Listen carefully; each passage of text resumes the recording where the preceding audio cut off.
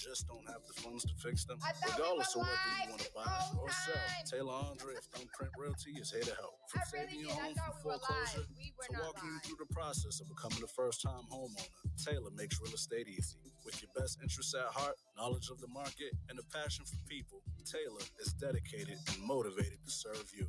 Good rising, good afternoon, good evening, or good night. I am Tayla Andre, and I am determined and dedicated in assisting you in all of your real estate needs. Give me a call at 617-459-0041. Again, that number is 617-459-0041. Or you can email me at TAYLAANDRE@thumbprintrealty.com. Things may seem a little bit different now, but your health remains a priority. With the Massachusetts Health Connector, you can stay happy and healthy. Whether you're employed or have recently lost your job, you have options to stay insured. Visit mahealthconnector.org to compare health insurance plans and choose the one that's right for you and your family. Open enrollment ends on January 23rd. Visit mahealthconnector.org or call 1-877-MA-ENROLL. That's 1-877-MA-ENROLL. Igniting the airwaves, Spark FM. You are tuned in to Spark FM. I am Tayla Andre. Waking up with Tayla Andre has absolutely nothing to do with the time of day we link up, but about waking up your third eye with unorthodox conversations leading to universal consciousness. I am so happy. I am so blessed. My soul feels good. I am sending healing vibes to all that need it. And I am absolutely pissed the F off. And so let me tell you why I'm mad. Typically today is Freaky Friday, right? Freaky Friday, sex, balls, pum pum, we could talk about all that. But under these circumstances of what's going on in the city, this need to come to a halt. We need to talk about some realness. And so with that being said, but I just want to make note that I wore the shirt today that chokes me. So even though we're not talking about Freaky Friday, I'm damn near feeling frisky. I need to be choked today. No, but so Domingos DaRosa I love him. I met him initially because he was Anari's football coach. He was the football coach of the Bengals. And Anari's football coach was dope from the moment I met him. He went ahead and my son's nickname is Goggles because his glasses is thick as whatever. And it was just fact after fact after fact after fact, truth telling, being honest. Then he started running for office and I backed him. I support him 100%.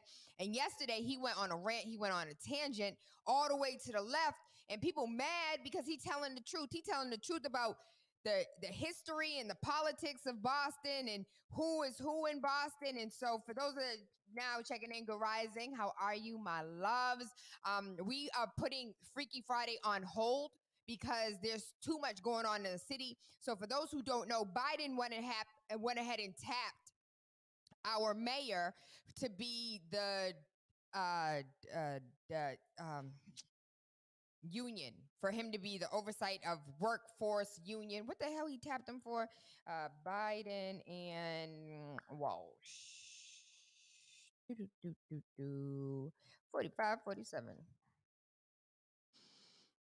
Labor secretary. So Biden formally introduced Marty Walsh as the labor secretary.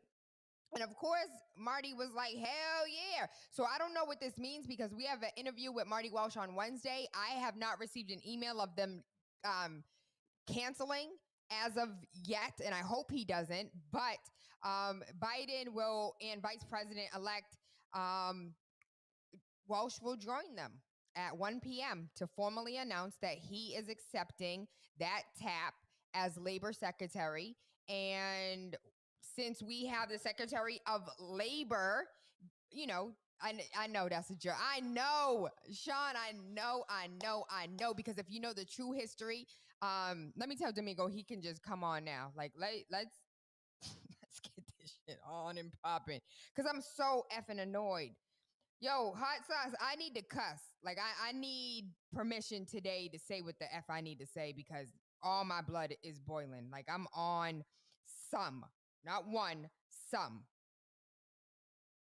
And when you love Boston, when you love community the way that we love community, it's too much to just say, I accept this nonsense. Go to the email and come in now. All right. You better not have dropped out the race if you don't get your ass back in a race, Sean. So it's Sean Dabney Small. We interviewed him, like 4 weeks ago? No, there is no sharing. Sean, get back in the race. The reason why we need you in the race is because of this effery. It's not a joke. We need you to speak truth to power, to tell the damn truth. I need include some of these people who have shows. No, all of them. Boston is a joke. You're absolutely right. The politicians in Boston are a joke.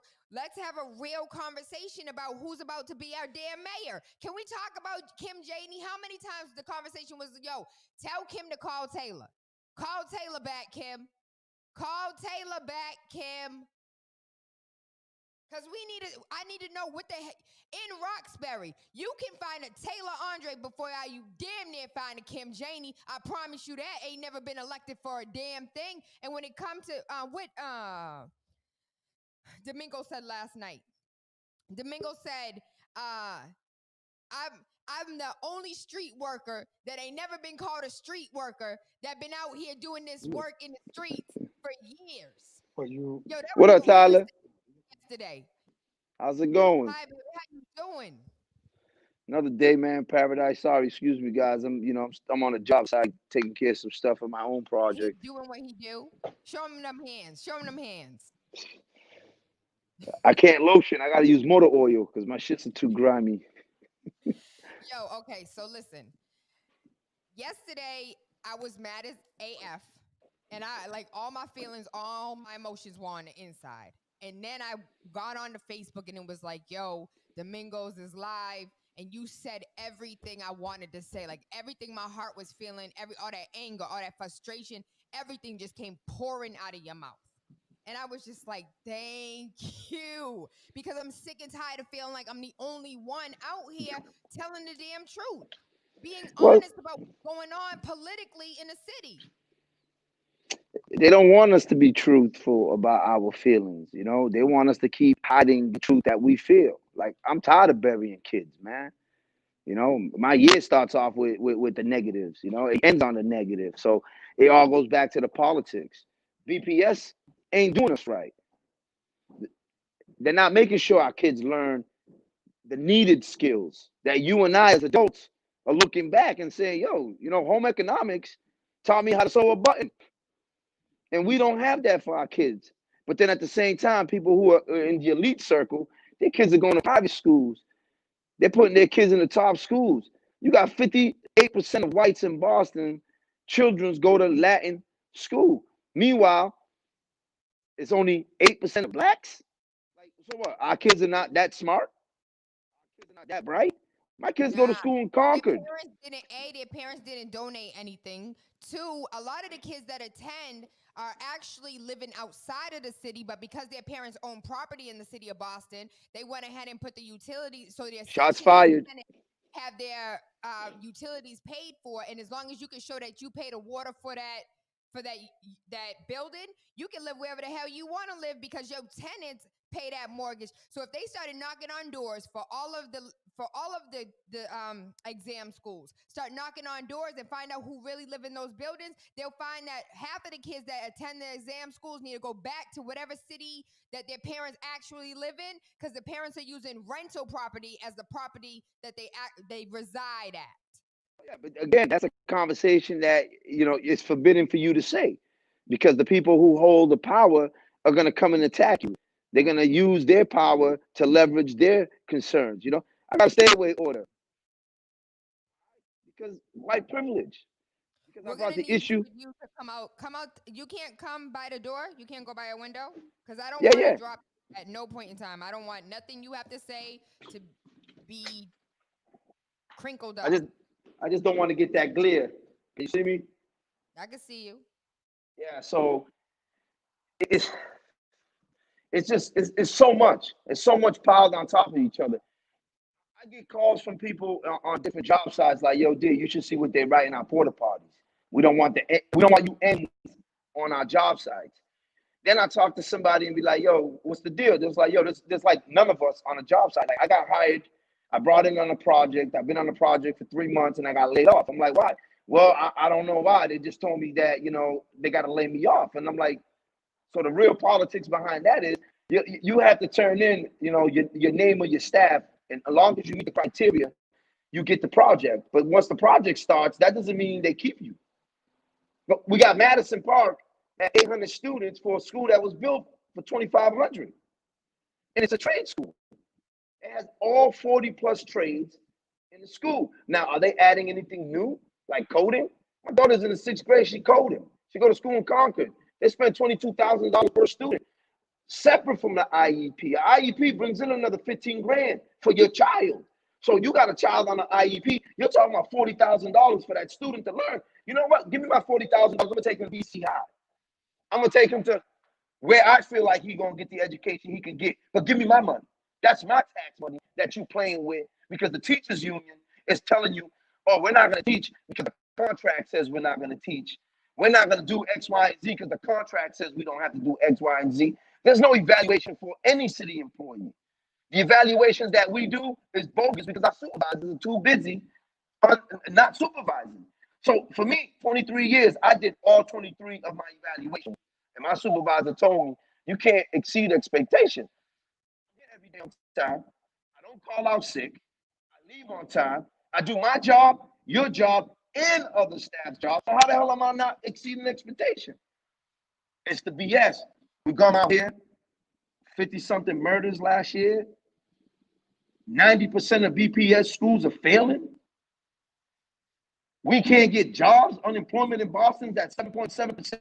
And you want to tell me the mayor is in a position to go be the Secretary of Labor for the country? You ain't have the black police officer get on the job here. So you're supposed to help a black police officer get on the job in Baltimore? In Delaware? This is your hometown, and you crapped on us.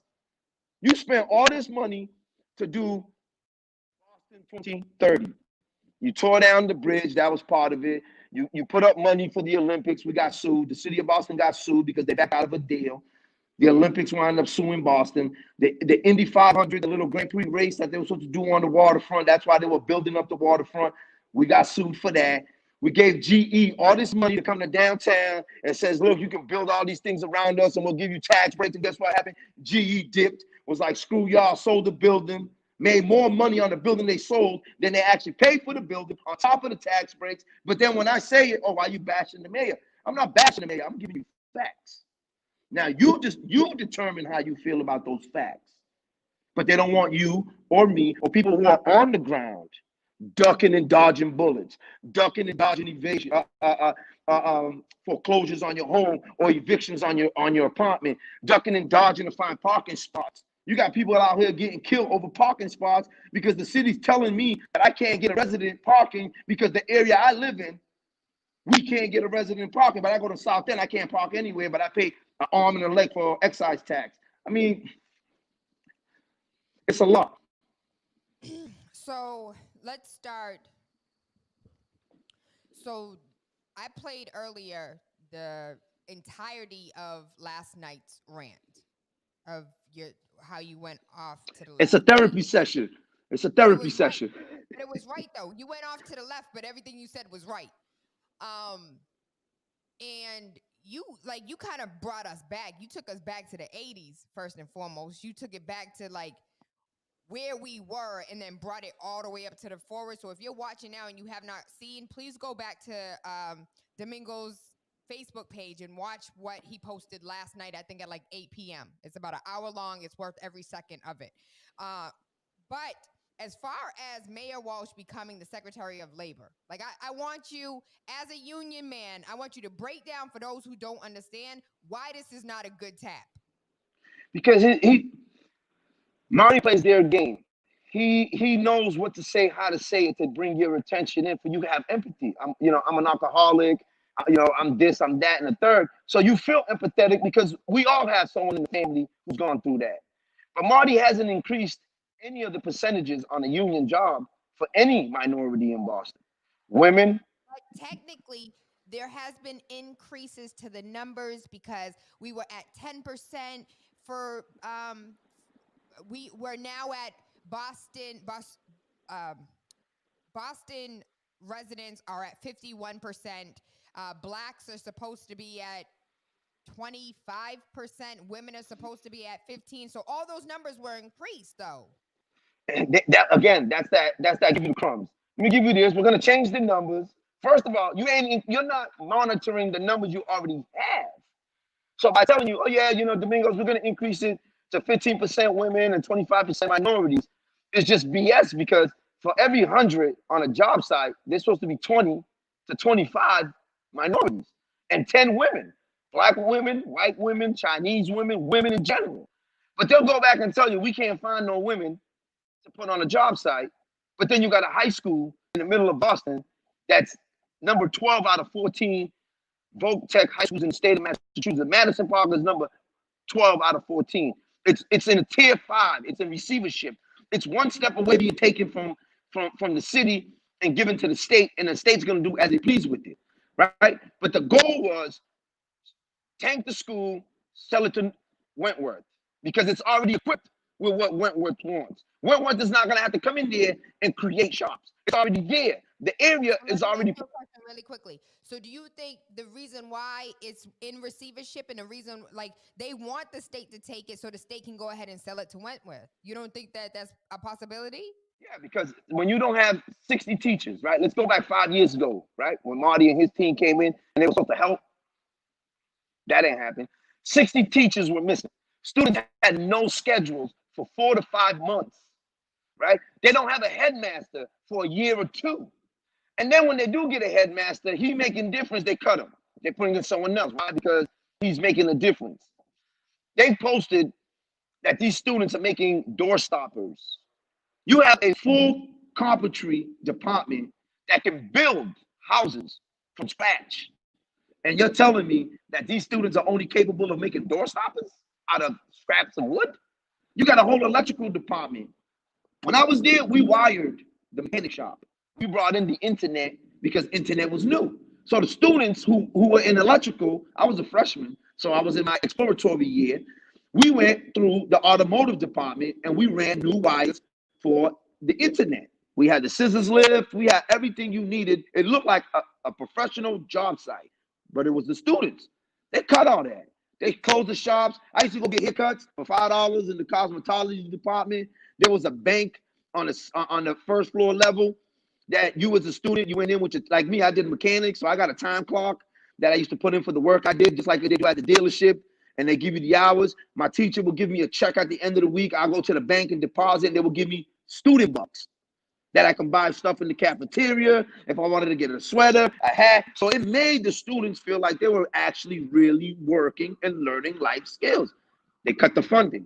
Why? Because it's easier to tank the school, get rid of it, than actually bring in staff who's actually going to work for the students.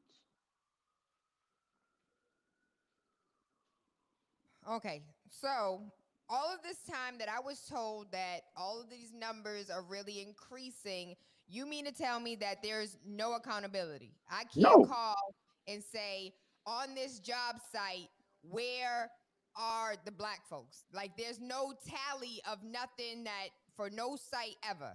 Nope. You walk in, all you see is New Hampshire and Rhode Island plates. I mean, I don't know about you, but I don't have access to register my car in New Hampshire and Rhode Island. You go on the job site yourself and you look around, or you stand there and you watch who comes in at 6:30 in the morning. I guarantee you'll count 90 white boys and maybe 2 or 3 blacks, and then you'll be like, yo, what happened to the other 15? Or they laid them off. They laid them off, and then they brought in so-and-so's nephew, so-and-so's nephew, so-and-so's nephew. And you're like, damn, I got all this experience, I can't get a job. But then when you speak on it, the blacks who look like me, who are supposed to be holding the unions accountable, who work for the unions, and their job is to make sure they keep us on the job, they wind up, hey, well, this project here, we got another project. That project's 6 months out. We'll let you know 6 months out. Meanwhile, 51% of Bostonians who look like you and me supposed to have the job. So we don't have to be forced out of the city. This is why that came up. This is why they brought those languages, to make sure that you and I who live here had the opportunities to seize here, the construction opportunities here, the employment. You cannot work for the city of Boston unless you're a city resident, except the teachers union. Why is that? Out of all the unions, all the departments, the teachers unions are the only ones that do not require you to be a city employee. And the reason why is we can't find teachers. So we have to open up the pool because we can't find teachers. But meanwhile, I know teachers who went to BPS, went to college, got their degree, put in the effort, and can't get an interview because the politics that they play. They pick and choose who they want to plug in. Because the people who look like you and me, they're in the positions where now they can say, you know what? Ain't got nothing to do with me. Because if they speak up, I'm losing 100 grand. I told them when I left the city, listen, keep your 50 grand. I can do that on my own. But you're not going to hold my freedom because my job? Because I've noticed how you guys go around giving people positions.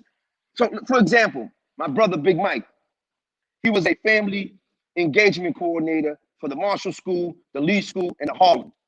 His job was to go to your crib, knock on the door like a truant's office, and say, yo, Domingos hasn't been to school all week. What's the problem? And hold the parent accountable. They cut him. They cut the position because they said they had no funding. 6 months later, they came out with a new title and brought in 25 new people because they were actually showing differences. The Marshall, the MCAS scores went up. The absentee went up. But we don't understand. If your son misses the MCAS, it brings the scores down.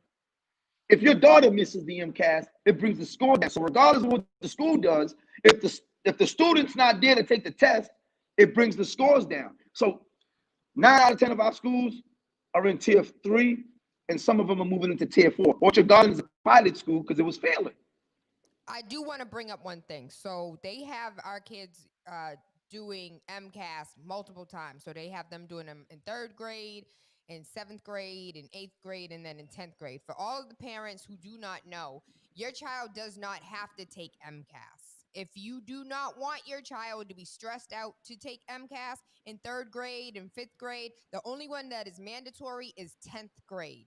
10th grade MCAS is the only MCAS by the state that is mandatory for your child to take. You can opt out of every other MCAS if you choose to. Nice. I am the parent that opted out because my kids were getting stressed out over it. And the teacher was like, Asaria, if you take MCAS, you'll get really high scores, which will help us with our numbers and we can have a pizza party. So can you take the MCAS and talk to your mother? She said, you don't know my mom now, do you? She'll buy everybody pizza. She'll come in with her own pizza. But that's the reality of it. So let's talk about the Harlan School. It's a percentage Vietnamese and a percentage Cape Verdeans. A lot of those children are new to the system, right? But then they turn around and say the Harlan School is failing because the students in the 3rd grade failed the MCAS. Well, listen, my little cousin just came from Cape Verde. How much English is he going to be able to do? He's not going to be able to pass a test that he can't even speak the language. It's not in Portuguese. It's not in Vietnamese. It's in English. So how do you get a bilingual student to pass the English test that he or she hasn't had the opportunity to learn the language? Mm-hmm. What up, Yadi? Morning. Good. I mean, you're spitting straight facts. I mean, we still having a revolving conversation on education. I mean, the same conversation we've been having for over a decade. You know, we continue to make initiatives after initiatives after initiatives, and we make slight progress, but not rapid progress. So what are we really going to do about that?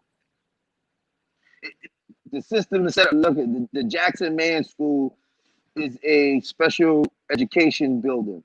The school needs to be renovated or torn down and built a new one. And the city keeps playing around and shipping kids to Lee School. Lee School is another special education building. But it's not fair for you to send a child who suffers from anxiety. You're gonna send him across the whole city. He's on the bus for an hour and a half, and then you expect him to sit in his seat for that whole time being.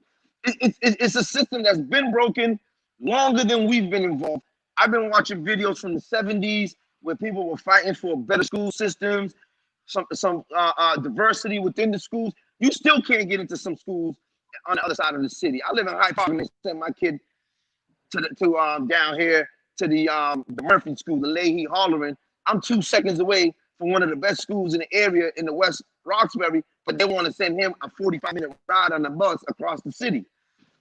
We need to redistrict our school system. We need to change the process of how students get to go where they want to go. It shouldn't be first, second, and third choice, and then they stick you in Madison because Madison needs numbers, so it looks like the school is, catching the numbers they need for the year. I mean, I can go on and on about that, but the reality is, us who are tired got to say something. We got to show up deep. We can't, there's only so much, and you say this all the time, there's only so much you can do with emails, so much you can do with trying to be diplomatic all the time. At one point in time, there has to be a real hard conversation. And it's not about, we kind of talked about this the other day, or even this morning, where we talked about when people raise issues, it's not to discredit nobody. It's not to tell you're not doing your job. What we're saying is, how can we help you improve your job? How can we help you say, hey, but we just talked about this 2 years ago. Why are we still having the same conversation 2 years later? And then expect everybody to wait for another initiative to happen, or the school district to hire another consultant to tell you the same thing the consultant before that consultant already told you 5-10 years ago. Yep. It's the way they spend the money. It's my supervisor used to come in on June 1st and says, hey, Mingos, I need you to spend $5,000. $5,000? What? I needed t-shirts back in September. What happened? Oh, well, we have an influx of money, and then we got to spend it before the 30th of the month, or we lose it. So you got to spend it, and that's what happens with the city. You'll put in a repair order, and you say, hey man, the door needs a new lock. They'll send a carpenter out. The carpenter out looks at it and says, no, you need a locksmith. The locksmith comes out. He says, you need a carpenter. Then the carpenter comes out and says, the door is metal, so you need a sheet metalist. 6 months go by and the door still ain't fixed. So a guy like me go to Home Depot, buy a lock, throw it in, and it's a done deal. Now I'm being accused of damaging city property because I wasn't supposed to touch that lock. That's not working. But again, we keep having people spinning the wheel because folks don't pay attention. It's true. It's true. I mean, and they know it. They know it. We know it. And the question is, like, what are we going to do? Are we going to continue to do people small time little things so that we can continue to leverage what platform? Like, what is the platform? Like right now, we're already having a conversation about MCAS. Where's parents on this conversation? Who's the parents on this conversation? And, is anyone explaining to parents about this? And in addition to that, so we take, MCAS off the table. How are we even measuring what kids are learning now? Has anybody even talked to us about that? If we're going to take MCAS off the table, how are we measuring and understanding what kids are failing and are doing what they're supposed to do or be learning? Where's the accountability? Well, take one step back. How about let's evaluate the teachers?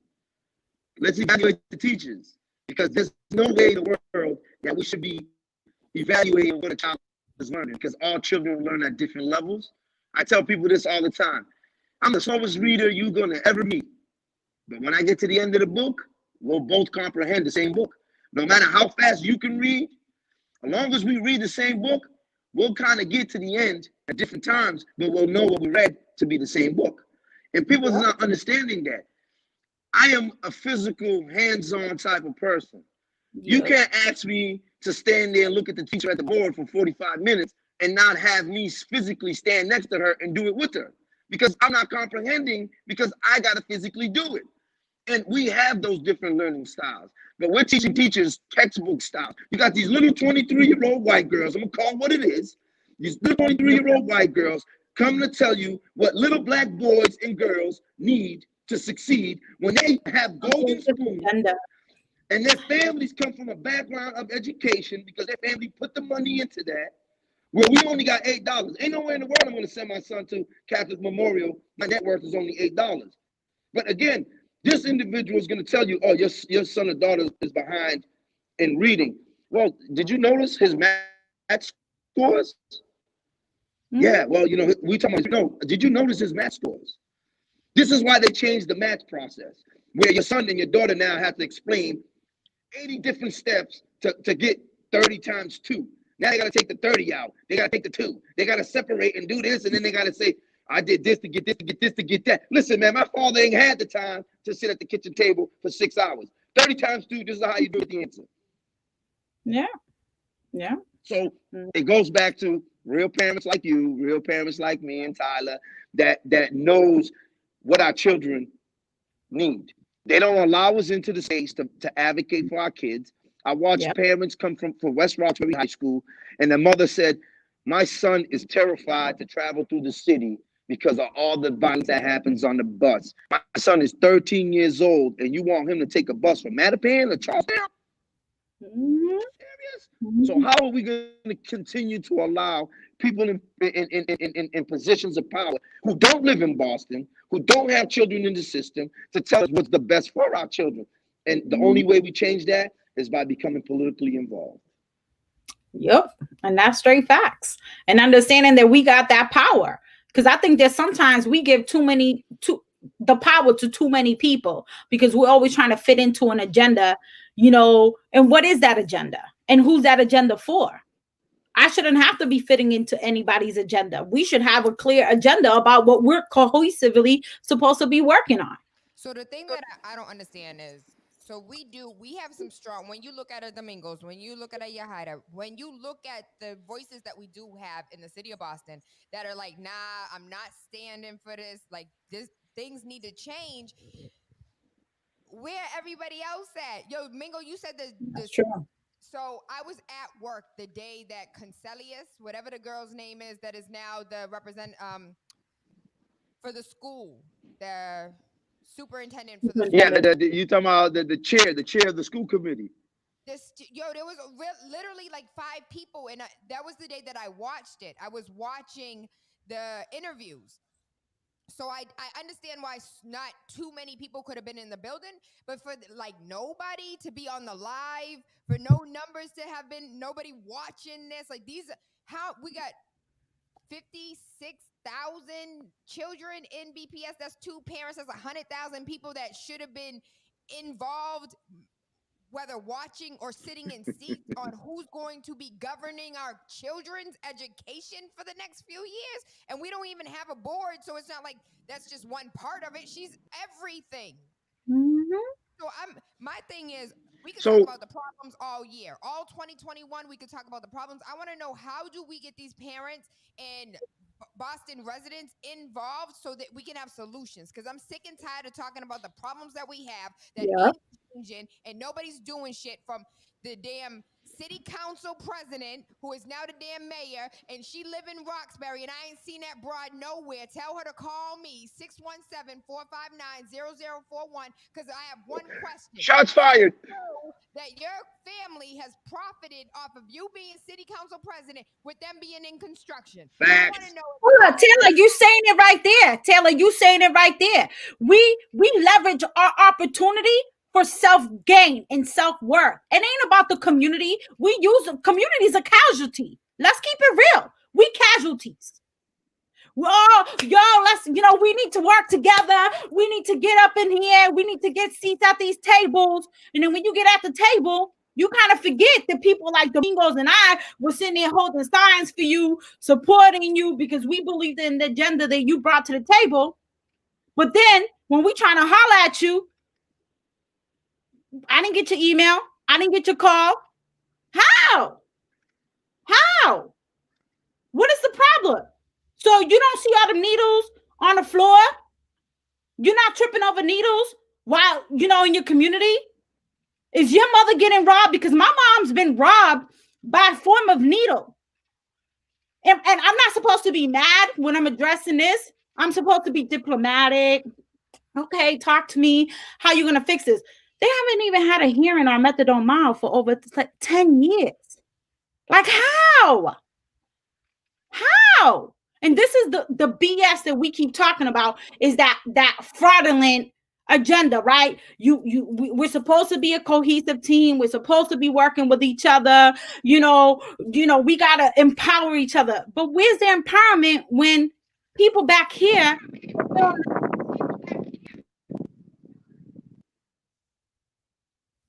I mean, Mingos, listen, you've been at it longer than me.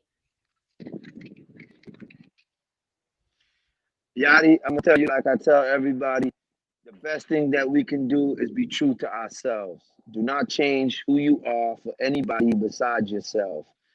What they've been doing is what they've been told to do. It's all scripted. Everything you hear come out their mouth has been already scripted for them. They're gonna tell you what they want you to hear because they know that we are current event people. That's what happens right now. What happened last night? It's in the front of our mind. What happened 2 weeks ago? People don't forgot about it. Not everybody, but some have. So, like I was telling you this morning, no one wants to talk about the $500,000 that Marty's girlfriend got with her promotion company from campaign funds. Mm-hmm. No one wants to talk about it. Please tell me more. So Marty solicited his girlfriend's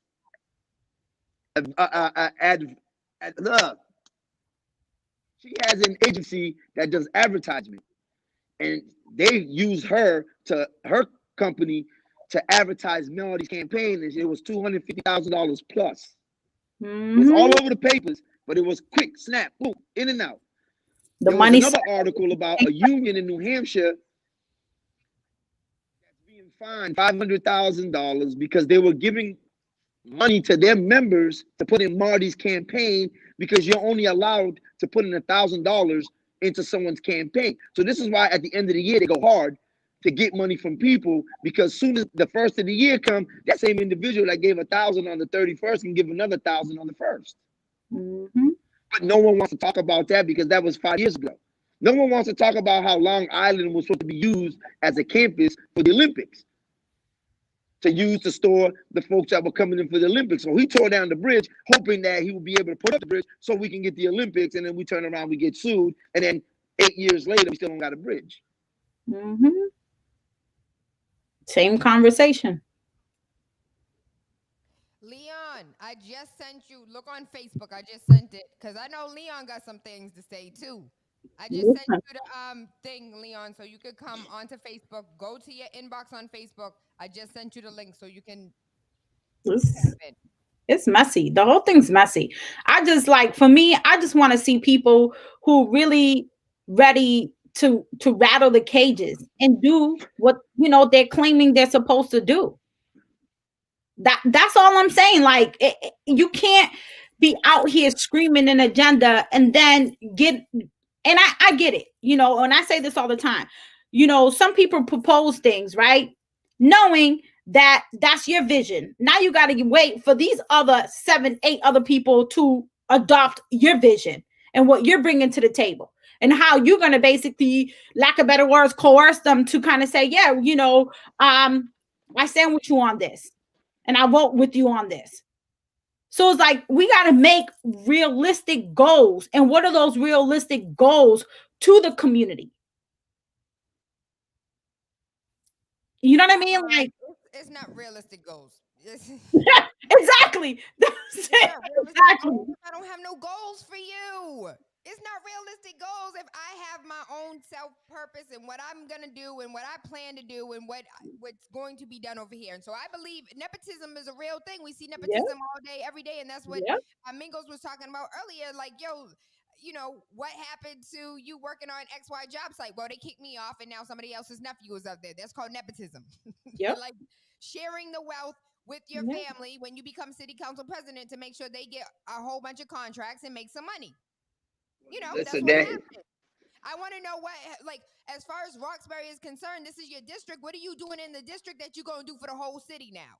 What That- have you passed? What legislation have you brought to the table? What ordinances have you brought? What ordinance have you at least sat down and say this needs to be paid attention to because it was an ordinance for the last 37 years and we ain't adhered to it? When I'm talking about the fact that you're supposed to have X amount of people on the job site, this and that, and that's an ordinance. Just like these damn stop signs. She muted us. Do a damn stop sign, I'm gonna get a ticket. But all of these contractors that don't have the minimums that they're supposed to have don't have to pay a damn thing and get to collect all the money from the city and keep it moving. But then you become a bad guy when you shed light to that. And they'll try to block you from making leverage in your advocacy for bringing stuff like that up. To me, there's no reason why Mingos does not have a seat on the council. I just don't understand that.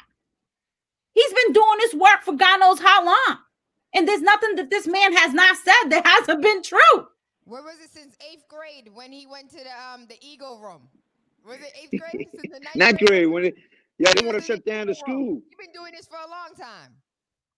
I started with BS&I when I was a kid cleaning up the neighborhood, and they sold us a lot of dreams. And then after a while, when they got in the position of power, they started screwing the neighborhood. And that's not just throwing some shade on them, but it's a lot of organizations. Once they get in the position of power, they cut off the people who got them there, and that goes with our elected officials. Michael Flaherty, I'm gonna shoot at him all the time. Because you know why? When he comes to the black neighborhood and he's telling you, oh yeah, we're gonna add a 13th year. Meanwhile, we can't pass the 5th grade to go to the 6th grade, the 6th grade to go to the 7th grade.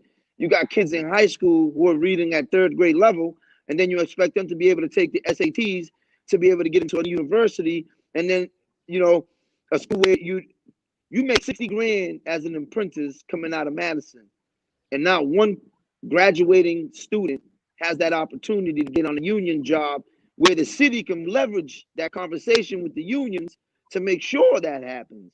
Same with teachers. If you're a Boston Public Schools student who graduates and goes and gets your college degree and becomes a teacher, you should automatically get a seat at the table because you're from the system and you're trying to make the system better because you understand how these children need to be nurtured. I fell in love with Miss McClone, Susie, because she reminded me of my 4th grade teacher, Miss Gershman, because it was nothing but love.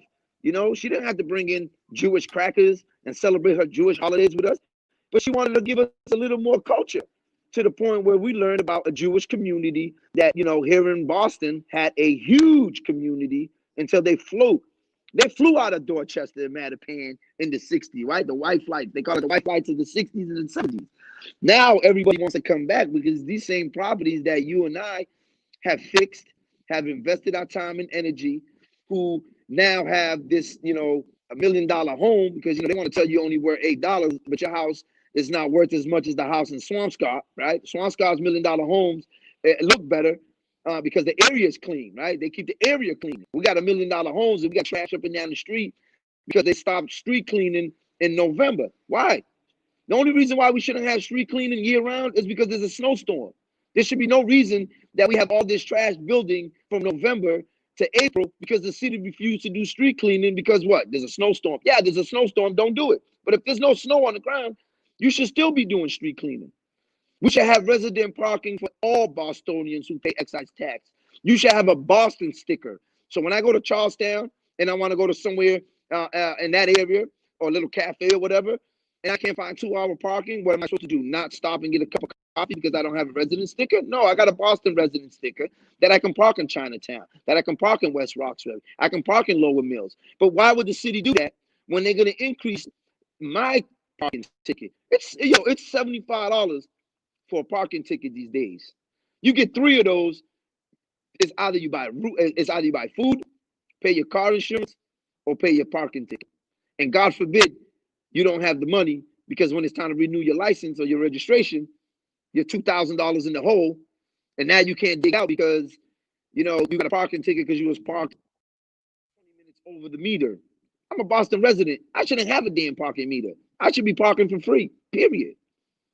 With the excise tax that we pay, absolutely. Mingos, What is the solution, Mingos? I want a solution. Here's the solution. Everything that you're saying is true and factual, and it's common sense that could be easily implemented. I don't understand why we have politicians that aren't listening. Because we allow them to put us in spaces where we listen to them for 5.5 hours and then turn around. They give us 2 minutes to put our grievances on the table. There's 50 of us who want to speak. You times that by 2 minutes. They're telling you only got half an hour left in the meeting and everybody wants to say something, but we're the last ones to speak. We're the ones with the solutions, but no one's taking notes because you got people dozing off. You got people in and out of meetings. There's no way in the world that you go to a meeting. We spent 5.5 hours on this. My fault, man. We've spent 5.5 hours on a Zoom meeting to discuss what's going on, method on mile, and then they gave us 2 minutes for a group of 50 people, and half the people who had something to say, they logged off.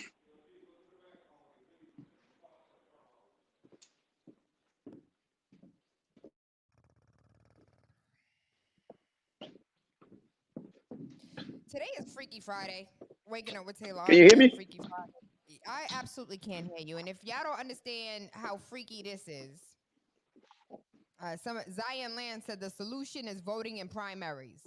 The solution is holding them accountable. How you gonna hold them accountable when we done investigated ourselves and found that we did nothing wrong?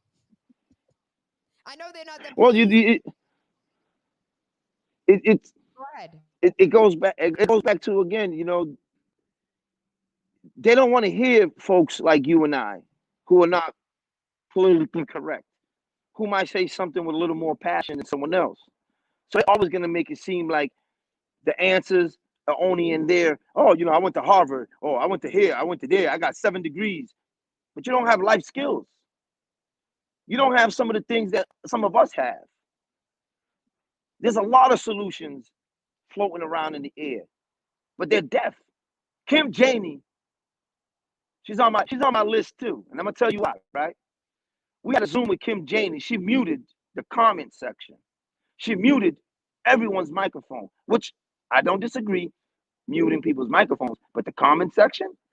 So we couldn't even comment on her response.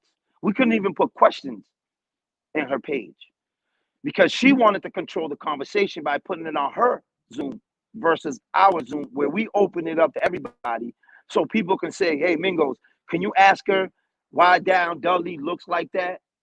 Why Down Dudley has no businesses? Why Down Dudley looks worse than it looked back in the 80s in the middle of the crack epidemic? There was more businesses down Dudley in the 80s and the 90s than we have now. Dudley Cafe is the only place you can get a cup of coffee down Dudley.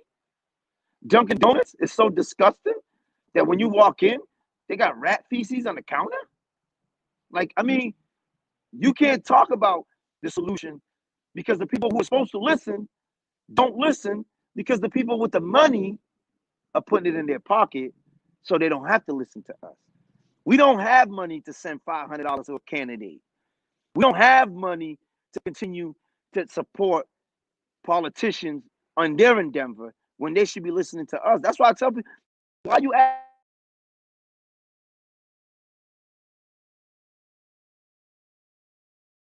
more than... There we go. I said I only asked for $25 as a donation because that's what we can afford. If they can give more, they'll give more. But I'm not asking people for their money. I'm asking you for your friendship. I don't need your vote. Get to know who I am, and then if you want to vote for me, vote for me. If you don't, I understand. Maybe I said something you didn't like. Ask me why I said that. Listen, I've been shot at a few times. I've been hit once or twice. My mother was treated like shit by the Boston police. We're the victim, and they try to drag my 74-year-old mother through the mud. I got up at BMC. I took off, came to the crib. The cop that was here, who I knew since I was a kid, yo, Mingos, I didn't know this was your house. I said, yo, why your guys treating my mother like shit, calling her all these sorts of names and telling her to shut up? I'm listening to this on the phone. He was like, you for real? He walks me into the house. I speak to my mother. She tells me what's going on. I tell him. He tells the cop, listen, man, the lady can stay in the house. She ain't got to go nowhere.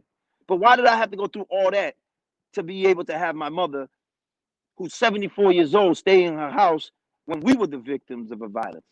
And this is what our community goes through. You get people get hurt, they testify, oh, he's a snitch, or he's a that, or she's this, and she's that. But then we talking about we want to break down the cycle of violence, but no one wants to testify because then we know the police are going to treat us like victims, right? No, they treat us like the culprits. They drag us through the mud when we're the victims. So why would anybody want to speak when we know that the people who are supposed to protect us don't? The only thing we can change is our hearts. We can open our hearts and be empathetic, sympathetic, and passionate about what we see. We have one thing in common: the air we breathe. And now everybody's running around with masks, scared for their lives. But people that live 2 houses down from me, who might not have a 17-year-old son that's trying to make it to school, trying to stay out the street life, trying to make a future, they can care less about what happens down on the corner. But me, you, who do care, all we can do is keep saying what we need to say. If they don't hear us, we take it to their doorstep because we have to. When it's election season, people knock on our doors and say, hey, I'm from Domingos DaRosa's camp, and Domingos wants to know, would you support his campaign? So why is it that I got to email you 100 times, call you 100 times?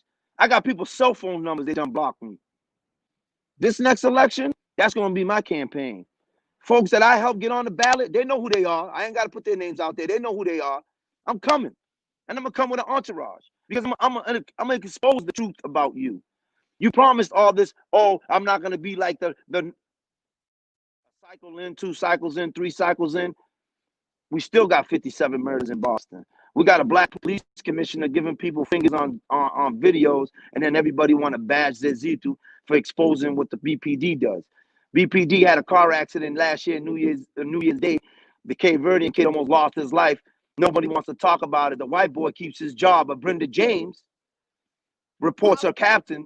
While he was on duty, and Zazito said that he had a video of all of the police officers that were on duty that were drinking that part of the gang unit. And for him to keep his job while he was drinking on duty and damn near almost kill somebody, I'm like, yo, Rachel, what's really going on? So why is it that Brenda James, a black woman officer, who reports her white Irish captain for taking her gun? This dude took her gun off her side, tried to. She hurts herself. They fire her for reporting him for doing that. The commissioner ain't help her. The mayor ain't help her. The union did. I couldn't even say if they even helped her because she ain't got a job. How many officers you know lose their job? You got this white boy almost kill somebody. He's still collecting a check. You got a black woman who speaks up on the treatment she's received from a white superior. The superior gets a promotion, she gets fired. But then the black leaders in the community who should be helping her are all ducking and dodging because they don't want to rough the feathers of people who are in position like Marty Walsh. Listen, Marty can fly a kite. Him and the governor can be butt buddies in D.C., and they can do whatever they want because people like me are coming from them, and we're going to let people know the truth about them. Marty's nothing but an extension of the Irish mob. That's all he is. He's a kid that was at us. He's an Irish kid from Southie. The devil is a lie. The devil is a lie. The devil is a lie. I promise you. I promise you. Mingos, can you hear me? I'm back. I'm sorry. Yeah, I'm here. No worries. So we came all the way to the top of the hour, Mingos. Like, this is we could have this whole conversation for the rest of the year, honestly. And it's not to say that nothing's going to change, but this has been an ongoing conversation that I have actively been a part of for over 10 years. And it's the same conversation. If we could go back on YouTube and look 5 years ago, it's the same conversation we were talking about exactly 5 years ago. So I'm tired of talking. I feel like we have one, maybe 2 politicians in City Hall that might actually be doing something. And the other ones, like you said, can go fly a kite. And I'm tired. Like, Ashawn was on here and said that, Ashawn Dabney Smalls was a young man who was running for city council at large. I need more of these young people to run. I need more of these, engaged young people who want to see change, who want to implement change and can implement change to run against these incumbents that have been sitting in these seats for 5, 6, 7, 22 years. But it goes back to, again, the leadership that we have, the elite blacks who then turns around and posts things on Facebook. You know, listen, I love everybody. But I'm gonna say this: I ain't gotta have any experience to do anything I do. I just gotta have the will and the drive to do it. I can do it 100 times and do it wrong all 100 times, but the one time I get it right, I got it right. Moving forward, I'll keep doing it the right way. But people keep saying to us, "You don't have the experience. You don't have the backing. Don't let people gas you up. You can't get the money. You can't The get the truth of the support." matter is, you can't be bought, and I can't control you. And if I can't control you, then I can't put you in this position where you can be controlled because I told you to do something because a friend situation, because you don't want to rub somebody the wrong way, and you don't want, like, if you can't be bought, and that's what Yahida said, that it has nothing to do with the progressive agenda. It's really by a politician. And so you can't be It bought, is. Mingo. That's truly what it is. And if you look at anybody who ran and did not win, it's because they can't be bought. They can't be told what to do. They can't be controlled. You can't.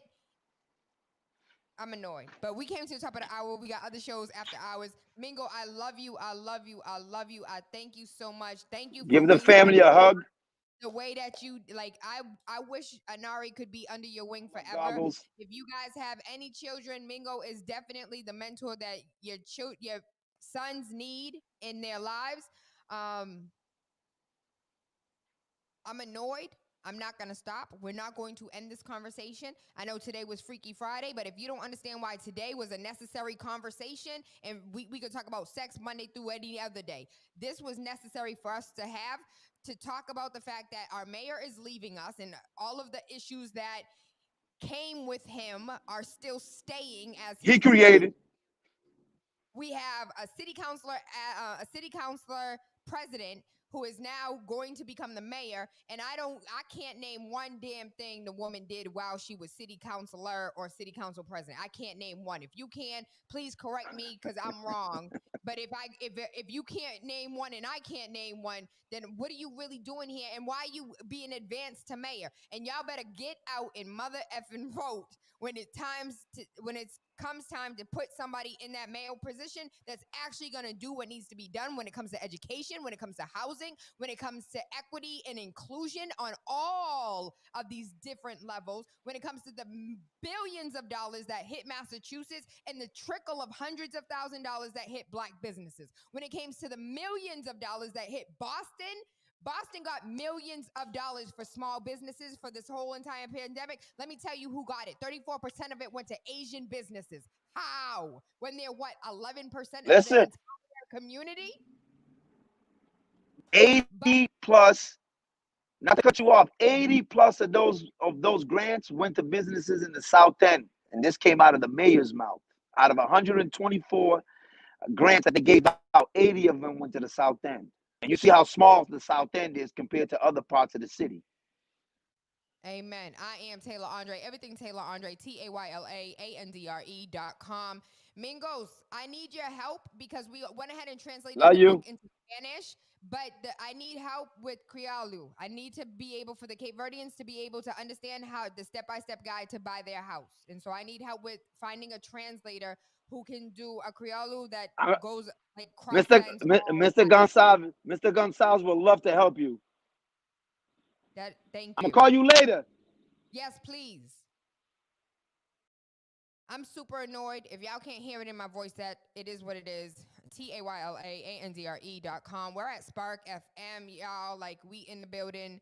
We are here. Make sure you tune in Monday through Friday, 11 a.m. to 1 p.m.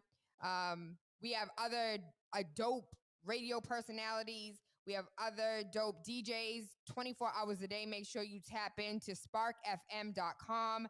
Thank you. I love you. I appreciate you. I hope you have an amazing day. Make sure you vote. If y'all didn't see what happened in Georgia and what we were able to do in Georgia, if y'all can't see what Julia Mejia's one vote, if y'all can't see what truly going to the polls can do to put the right person in position of power to make changes, I don't know what else to say.